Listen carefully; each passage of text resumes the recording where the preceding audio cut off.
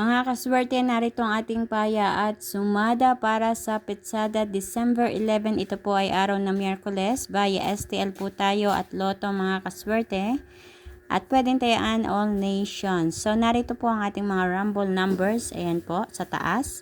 Yan po ay kinalabasan ayon sa ating kalkulasyon sa Petsada na sinamahan po natin ng paya at sumada. May sarili po akong payahan na pinagkukuhanan ng paya. Ano po? Ang sumada naman ay napakadali lang, ina-add lang po iyan. So, lumabas po dito ang 12, 28, 8, 2, 31, 4, 22, 10, 38, 26, 24. Ayan. At para naman sa ating butas na numero, medyo marami-rami po ang ating butas na numero. Ano?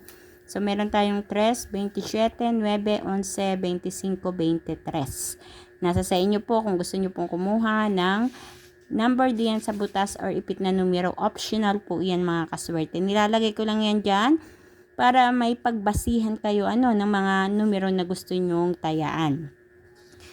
So, ang ating lucky pampiyang ngayong araw ng Miyerkules ay 4, 4, 11, 11. At narito naman may inihanda akong 4 na pares.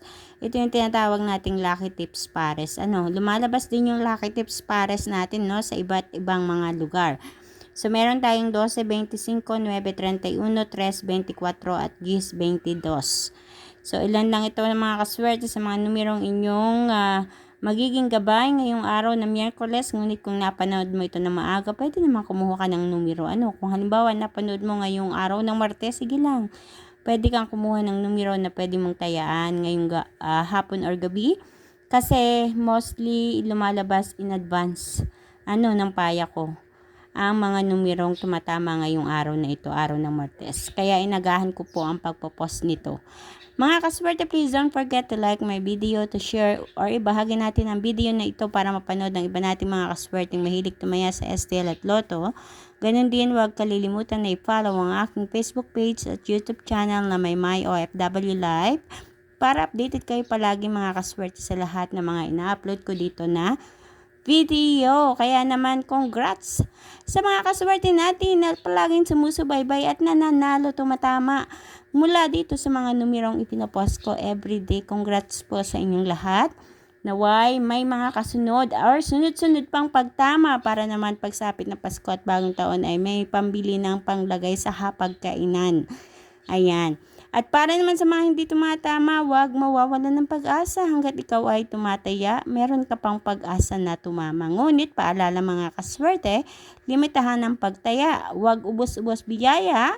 Kinabukasan ay walang pera. Siyempre, limitahan lang natin. Kahit maliit na taya, tumama ka man ng sahod or tumbok, ay talagang napakalaking blessings na iyon para sa iyo. Ipagpasalamat natin ng lubusan. So mga kaswerte, once again, good luck po sa inyong lahat. At muli magkita-kita po tayo hanggang sa susunod kong paya at sumada. Mag-iingat po ang lahat. God bless everyone. Bye-bye po.